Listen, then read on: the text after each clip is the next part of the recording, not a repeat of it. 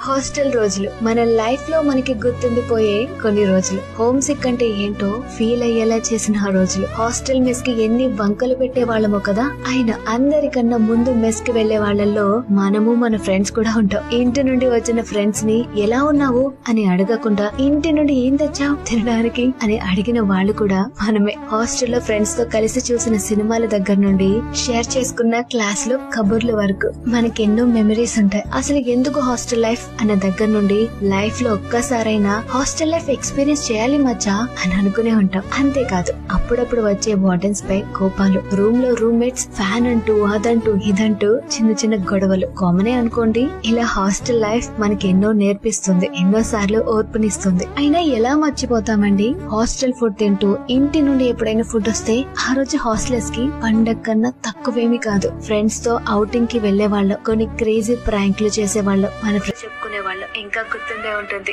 ఆ ఎగ్జామ్స్ కి హాస్టల్లో మనం చేసిన గ్రూప్ స్టడీలు అండ్ నైట్ అవుట్లు. మరి ఆ హాస్టల్లో ఇన్ని మెమరీస్ క్రియేట్ చేసుకున్న ఫ్రెండ్స్ తో ఒక రోజు నిజంగా హాస్టల్ లైఫ్ ఎండ్ అయిపోయే రోజు వచ్చినప్పుడు మనకి ఏదో తెలియని వెలితిగా అనిపిస్తుంది కదా. ఏదేమైనా ఒకరి మీద ఒకరు వేసుకున్న జోక్స్ నుండి మనం సెలబ్రేట్ చేసిన ఫ్రెండ్స్ బర్త్డేస్ వరకు ఇలా ఇంకెన్నో హాస్టల్ రోజుల జ్ఞాపకాలు మనకి గుర్తుండే ఉంటాయి. ఏమంటారు?